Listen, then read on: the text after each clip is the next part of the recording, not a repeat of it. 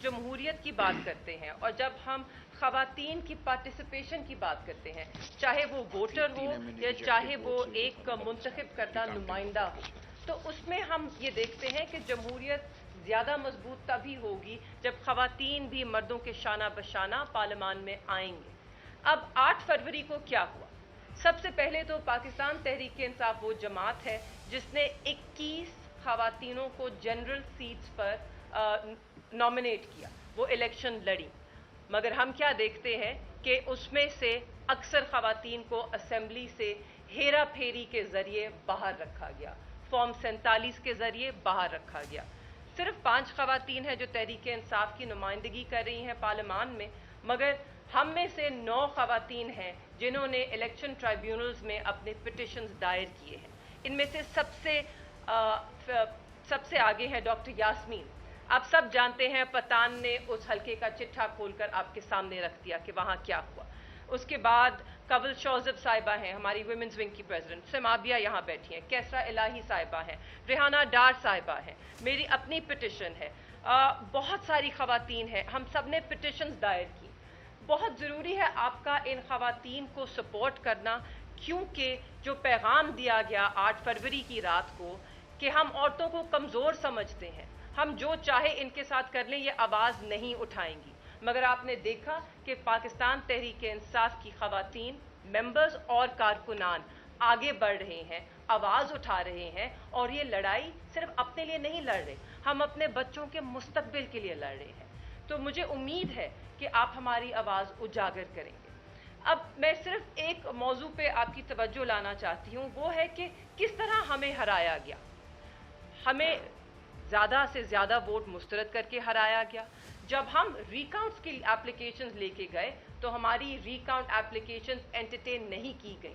आज supreme court में 3 सीटों को वापस टर्न करके नून लीग को दिया गया। बट हम कहाँ जाएं? मेरा काजी फायज ईसा चीफ जस्टिस साहब से ये सवाल है कि हमें इंसाफ कौन देगा जिन लोगों की रिकाउंट एप्लीकेशंस ही आरओ साहिबान ने गवारा ही नहीं किया कि वो एक्सेप्ट करें। मैं आपको बताना चाहती हूँ कि मेरे हलके में 16,500 वोट जो है मुस्तरद किया गया। ये बहुत भारी तादाद है।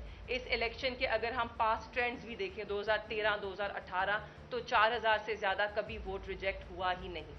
ये 16,500 में से 12,500 एडिशनल रिजेक्टेड वोट है, जो फॉर्म 45 और 47 में फ़र्क है। ये 12,500 वोट, यहाँ पर मेरे पास 40 पोलिंग स्टेशन हैं, जहाँ से आप देख सकते हैं कि इसमें एक एक वोट जो है वो सिर्फ एक नुमाइंदे का था, वो मेरा था, उसे मुस्तरद किया गया। 40 पोलिंग स्टेशंस की सारी गेम है, और इसमें सबसे ताज्जुब और हैरत की बात ये कि कुछ पोलिंग स्टेशन है जहाँ पे 60-60, 50-50 टोटल पोल्ड वोट जो है वो मुस्तरद किया गया। तो आप मुझे बताइए, क्या हम इसको इलेक्शन बुला सकते हैं, या जैसे सरवर बारी साहब ने कहा इसको कोई और ही नाम देना होगा? ये सवालात मैं आपसे करना चाहती हूँ, और मुझे उम्मीद है कि आप ये सवालात उठाएंगे। मेरा इलेक्शन या इस्लामाबाद का इलेक्शन तो वो है जिसमें आप सारे गवाह हैं। मेरे से ज़्यादा बड़े गवाह आप खुद हैं। आपको पता है ये मेरी कॉन्स्टिट्यूंसी वो है जहाँ आज भी हम बैठे हुए हैं। ये यहाँ जो प्राइम मिनिस्टर हाउस था उसके अंदर मेरी एक कॉन्स्टिट्यूंसी थी, एक पोलिंग स्टेशन था, जिसके अंदर प्रेसिडेंसी के एम्प्लॉइज़, प्राइम मिनिस्टर हाउस के एम्प्लॉइज़, डिप्लोमेटिक इनक्लेव के एम्प्लॉइज़, उन्होंने वोट डालना था, और वहाँ से भी मैं बहुत बड़ी लीड से जीता हूँ। वो फॉर्म 45 भी मेरे मुखालिफ को आप बता दें कि वो ले आए, वो उस पर आप फैसला करा लें। यानी जो आपके मुख्तदर हलके हैं, यानी यहाँ जो बैठे हुए हैं, उन लोगों ने किसको वोट किया है। अब उससे आगे चले जाएं, तकरीबन 99.9% आपके जो आपके मीडिया हाउसेज हैं वो सारी मेरी कंस्टिट्यूंसी में आते हैं।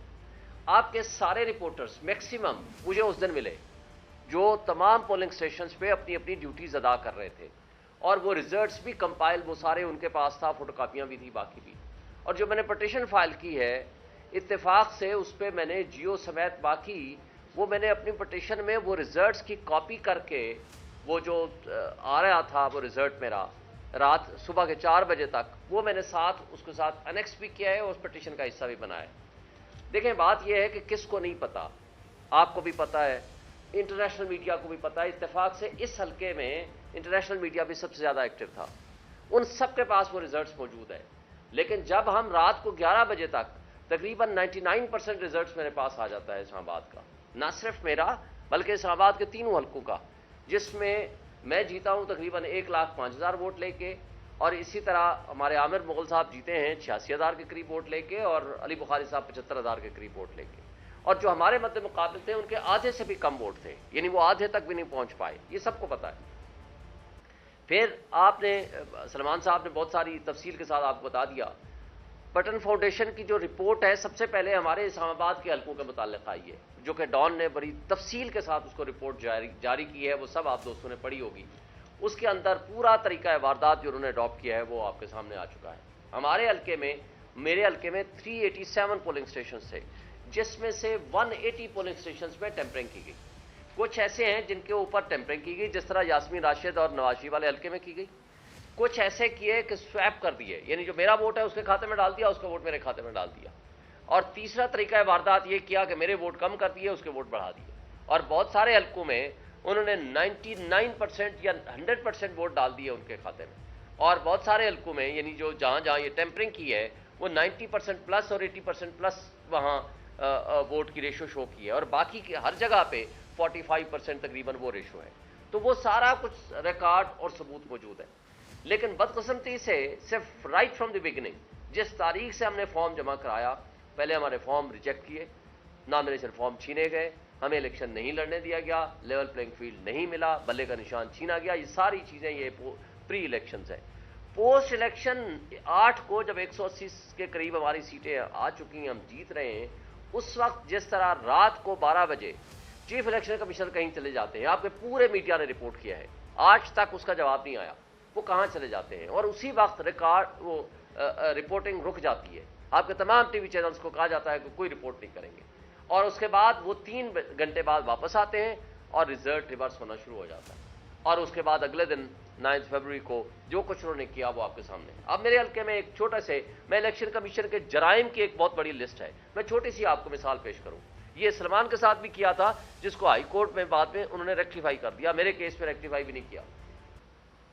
میرے کیس میں فارم 47 3 ہے, ایک بنایا 9 کو, ایک بنایا 10 کو, ایک بنایا 11 کو, ایک بنایا 12 کو. اب جو انہوں نے سرٹیفائڈ کاپیاں جمع کرائی ہیں, 12 کا فارم 47 ہے, 12 فروری کا, 12 فروری کا فارم 48 ہے, 49 ہے, اور 11 کا نوٹیفیکیشن ہے, یعنی ایک دن پہلے کا نوٹیفیکیشن ہے. ووٹوں کی گنتی, consolidation of process of votes, وہ اس کے بعد کا ہے. اور جب ہم ہائی کورٹ الیکشن کمیشن میں جاتے ہیں تو وہ صرف یہ کہہ کے ہمیں ریجیکٹ کر دیتے ہیں کہ جناب آپ ٹریبونل بن گئے, آپ ادھر چلے جائیں. یہ نہیں فیصلہ کرتے کہ جناب یہ notification itself wide up an issue ہے, کہ کیسے ممکن ہے کہ آپ ووٹوں کی گنتی بعد میں کرتے ہیں. اور پھر ان کے جرائم کی ایک اور بڑی وجہ, 11 تاریخ کو خود میرے کیس میں وہ سٹے دیتا ہے الیکشن کمیشن آف پاکستان. وہ کہتا ہے process of consolidation is suspended, آپ سارے گواہ ہیں, آپ لوگوں کی موجودگی میں وہ ہوا. پھر میں چلا جاتا ہوں آر او کے پاس, وہاں اس دن میں نے پریس کانفرنس بھی کی تھی. ریٹرننگ افسر مجھے لکھ کے دیتا ہے رائٹنگ اوریجنل کہ process of consolidation is postponed. یہ 11 فروری کی بات ہے, لیکن 11 کو ہی 2 گھنٹے بعد وہ رزلٹ آ جاتا ہے کہ جناب یہ نوٹیفیکیشن آ گیا آپ کا. اور پروسیس آف کنسالیڈیشن 12 کو جا کر وہ کرتے ہیں, وہ بھی بیک ڈیٹڈ کی بعد میں انہوں نے, اور آج تک وہ فیلڈ میں ہے. پھر جب ہمارا کیس شروع ہوتا ہے, جج صاحب یہ کہہ دیتے ہیں کہ جناب آپ فارم 45 اوریجنل لے آئیں اور جواب دے دیں. وہ جواب دینے اور فارم دینے کی بجائے بھاگم بھاگ چلے جائیں. اس دوران آرڈیننس آ جاتا ہے, اور آرڈیننس کون سائن کر رہا ہے؟ وہ جو ان سے ہارے ہوئے ہیں, تیمور ملک صاحب سے, ماشاء اللہ چیئرمین سینٹ صاحب, اس دن وہ ایکٹنگ پریزیڈنٹ صاحب تھے. آرڈیننس آ جاتا ہے, یسر رضا گیلانی صاحب. اور اس کے بعد کیا کرتے ہیں, پھر ایکٹ بھی بعد میں آپ کو پتا ہے وہ آ گیا. اب بھاگم بھاگ ہمارے مخالفین چلے جاتے ہیں الیکشن کمیشن کے پاس. الیکشن کمیشن بغیر سنے ہمیں ایک دن ہی میں ہی آرڈر کر دیتا ہے کہ ریکارڈ سارا طلب کر لیں الیکشن ٹریبونل سے, اور کیوں نہ ہم اس کو ٹرانسفر کر دیں. اب اسٹے کی تو پاور ان کے پاس ہی نہیں, تو بجائے اسٹے دینے کے, اسٹے کا دوسرا طریقہ موڈ اڈاپٹ کیا کہ ریکارڈ طلب کر لیا, اور ریکارڈ ہائی کورٹ سے پوچھے بغیر وہاں سے وہ اٹھاتے ہیں, اٹھا کر کے الیکشن کمیشن میں بھیج دیتے ہیں. اور وہ جناب 3 دن بعد 4 دن بعد وہ آرڈر کر دیتے ہیں کہ جناب ہمارا ٹرانسفر کر دیتے ہیں. اور اس دوران جسٹس جہانگیری صاحب جو ہمارے ٹریبونل کے سربراہ ہیں, ان کے خلاف ڈگری کا ایشو جاری ہو جاتا ہے, اور نہ صرف انہی تک وہ محدود رہتے ہیں بلکہ آج تک ہمارا وہ ٹرائل وہ سٹے ہوا ہے اور جج صاحب کو بیچ میں جو ٹریبونل ہے وہ چلنے نہیں دیا جا رہا اور آج تک ہم پینڈنگ بیٹھے ہوئے ہیں کہ کب ہمارا ٹریبونل فنکشنل ہو تو ہم اپنے کیس کو آگے چلائیں.